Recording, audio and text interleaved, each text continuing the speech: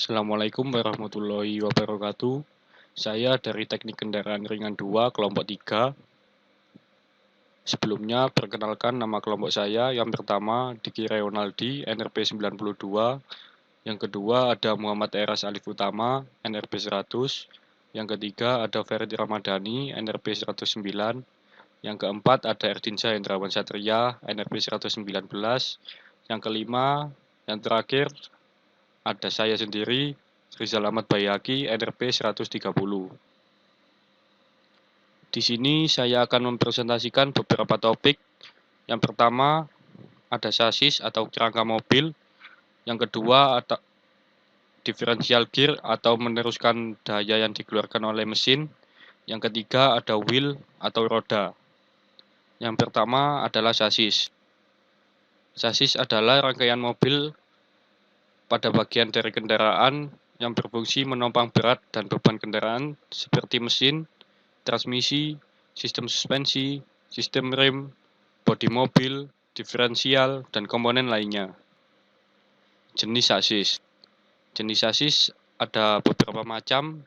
Yang pertama ada sasis monokok yang merupakan jenis sasis yang dibuat dari lipatan-lipatan plat baja kuat namun ringan yang selanjutnya digabungkan menjadi satu kesatuan utuh terhadap bodi mobil sehingga beban mobil pun menjadi lebih ringan. Untuk kelebihan sasis monokok sendiri, perlindungan kabin saat benturan lebih aman karena langsung disalurkan ke bodi. Yang kedua ada ground clearance mobil lebih rendah. Yang ketiga ada memiliki bantingan lebih lembut. Dan untuk kekurangannya, jika terjadi kecelakaan maka sulit diperbaiki karena sasis sama dengan komponen bodi mobil itu sendiri dan susah dirombak. Sasis ini bisa diaplikasikan pada mobil Ford, Pajero, dan Fortuner, dan lain sebagainya.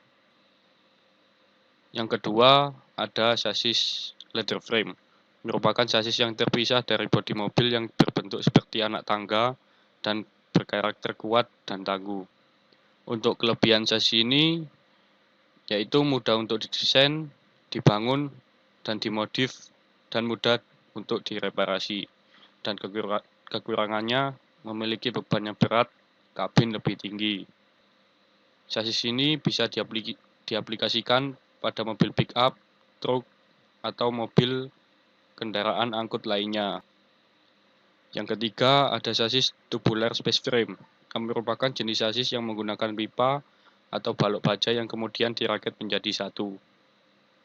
Untuk sasis tubular space frame sendiri, kelebihannya lebih kokoh menopang dalam berbagai arah, sangat bagus di perlindungan torsional, dan kekurangannya akses kabin lebih sulit hanya untuk mobil buatan tangan. Sasis ini bisa diaplikasikan pada mobil off-road atau mobil balap. Contohnya pada mobil komodo dan lain sebagainya. Sasis backbone. Sasis ini merupakan jenis sasis yang bentuknya mirip dengan tulang punggung di mana di bagian depan dan di bagian belakang saling terhubung dengan rangka yang posisinya melintang di sepanjang tengah kendaraan. Untuk kelebihan sasis ini mudah, murah untuk diproduksi kecil, konstruksi simpel. Dan kekurangannya sendiri tidak ada perlindungan dari samping. Bisa dilihat pada gambar. Sasis ini bisa diaplikasikan pada mobil Logos 4x4. Dan yang kelima ada sasis aluminium space frame. Merupakan sasis jenis baru yang dibuat pabrikan mobil Audi bersamaan dengan sebuah perusahaan pembuatan aluminium Alcoa. Didesain untuk dijadikan pengganti dari sasis monokok yang memiliki keunggulan bobotnya lebih ringan sekitar 40% dari bentuk sasis yang dibuat sama persis namun menggunakan material non-aluminium.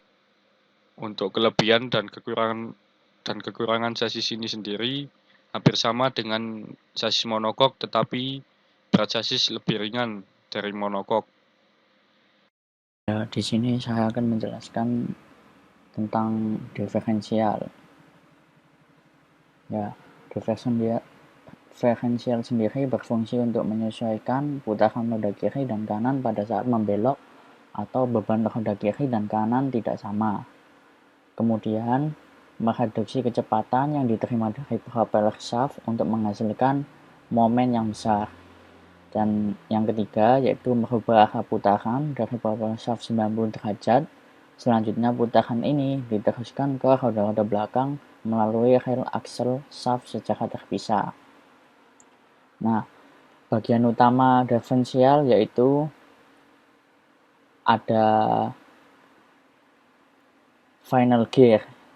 Ya, final gear itu terdiri dari drive pinion dan ring gear dan berfungsi untuk memperbesar momen dan mengubah arah putaran sebesar 90 derajat. Kemudian ada differential gear, yaitu terdiri dari set gear dan berfungsi untuk membedakan kecepatan putaran roda kiri dan kanan saat membelok. Nah, di sini ada beberapa bentuk rema aksel. Yang pertama yaitu rema aksel banjo, yaitu rema bantalan lebih kuat menahan gaya ke samping aksel roda karena kurang kuat. Biasanya digunakan pada kendaraan sedan dan station. Dan selanjutnya yaitu bentuk rema aksel spesier. Nah, aksel spesier ini hampir sama dengan rema aksel banjo, yaitu rema bantalan ini lebih kuat menahan gaya samping. Aksial roda corona jenis ini sering digunakan pada kendaraan sedan, stasiun, dan jeep. Kemudian ini jenis aksel trompet, biasanya itu digunakan di suspensi independen, yaitu rema bantalan ini merupakan satu kesatuan yang kokoh dengan rema aksel jenis paling kuat menahan gaya ke samping atau aksial. Roda corona biasanya digunakan pada jenis kendaraan berat. Dan yang selanjutnya yaitu pengunci diferensial atau locker. Nah, locker sendiri itu berfungsi sebagai pengunci apabila sebuah roda terjebak di lumpur ataupun tergenang air. Nah, ini locker itu berfungsi jika kita itu menginginkan bahwa roda kiri dan roda kanan itu dayanya yang didapatkan sama. Jadi sehingga jika berada di lumpur itu lebih mudah keluar. Selanjutnya yaitu jenis kerusakan yang biasa terjadi pada diferensial. Yang pertama yaitu berdengung atau berisik. Biasanya itu disebabkan karena adanya kelonggaran pada sistem gear gardan yang sudah aus atau longgar. Yang kedua, getaran pada gardan. Ya, disebabkan oleh lagar atau bearing gardan yang sudah rusak. Terus ada kebocoran gardan, disebabkan terjadi kebocoran oli pada gardan. Kebocoran oli itu biasanya disebabkan oleh sil-sil yang sudah tua atau yang sudah keras lah pada gardan sehingga oli berkurang yang menyebabkan gear gardan kekurangan oli.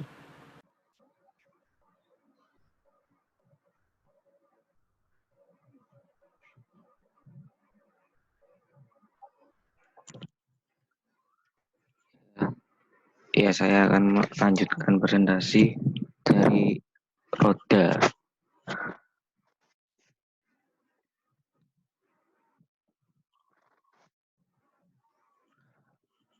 Dan dari roda sendiri adalah wheel atau roda terdiri dari pelek atau rim dan ban atau tire. Pelek berfungsi untuk menahan beban vertikal dan horizontal, beban pengereman dan beban-beban lainnya yang bertubuh atau ban. Sedangkan tire atau ban berfungsi untuk menopang seluruh berat kendaraan, bersentuhan langsung dengan permukaan jalan dan memindahkan gerakan dan daya pengereman ke jalan serta menyerap kejutan yang diterima dari permukaan jalan yang tidak rata. Kita masuk ke jenis-jenis ban.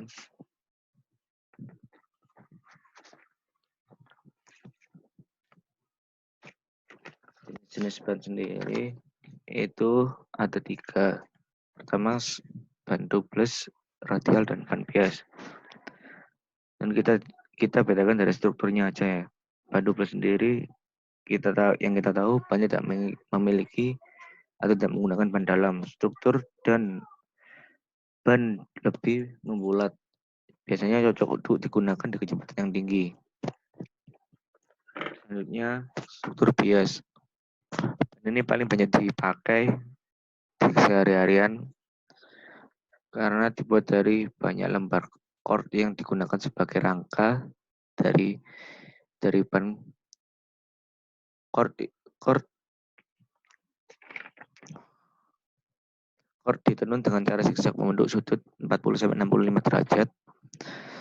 Bias memiliki cengkram lebih rendah dibanding radial. Serat ban bias yang tebal dibuat berlapis, cocok untuk kendaraan berbobot berat seperti mobil, bus, ataupun truk.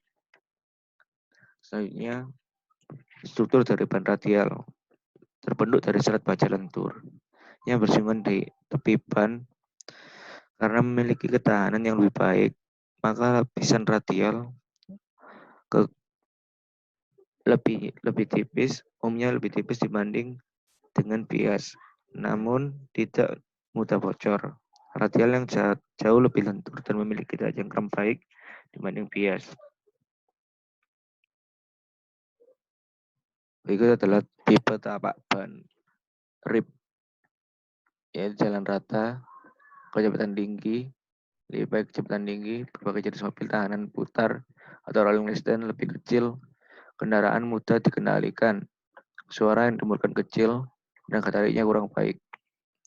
Look digunakan jalan tidak rata dan lunak.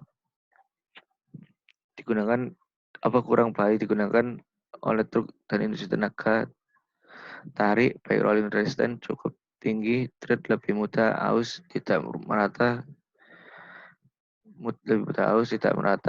suara lebih besar. Look miring, sama seperti look lurus akan rapi, dibuat lebih agak miring agar air lebih mudah mengalir ketika melewati jalan yang basah.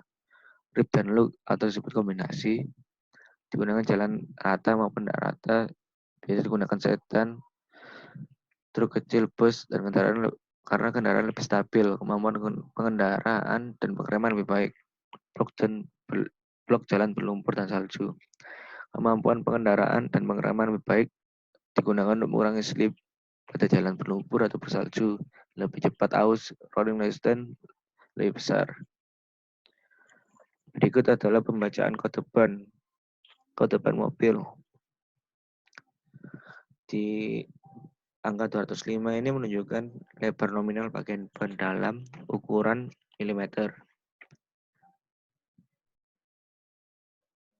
Dan di angka 60 menunjukkan rasio aspek perbandingan bagian tinggi ban dengan lebar bagiannya. 60 menunjukkan tingginya 60% dari lebarnya. R merupakan konstruksi ban radial. Jadi ban ini menggunakan ban radial. 16 merupakan diameter nominal pelek roda. Satuannya inci. 92H 92 merupakan simbol berat atau menunjukkan kapasitas maksimum beban. Dan H adalah rasio kecepatan. Berarti kalau di tabel itu 210 km per jam. Kalau 92 di tabel tersebut load maksimumnya 630. Berikut adalah kode ban motor. Kode ban motor yang 130 merupakan lebar tapak milimeter. Satuannya 70 adalah rasio tinggi ban. 70% lebih lebar dari tapak. 17 adalah diameter velg. MC merupakan motorcycle, bisa menunjukkan ban sepeda motor. 62 load index maksimum. S merupakan speed rating kecepatan maksimumnya. Seperti ada di tabel. 62 merupakan berat.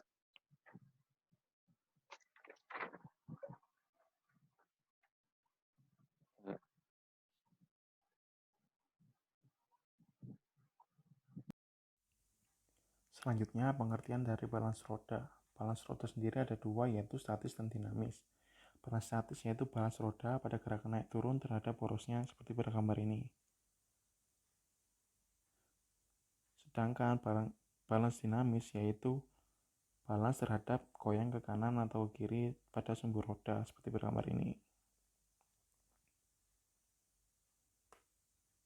Selanjutnya ada pengertian chamber. Pengertian chamber sendiri yaitu kemiringan roda bagian atas ke dalam atau keluar jika dilihat dari depan mobil. Dikatakan chamber positif ketika roda ke arah keluar dari sumbu vertikal, dan negatif jika ke dalam sumbu vertikal seperti pada gambar ini disebut chamber positif.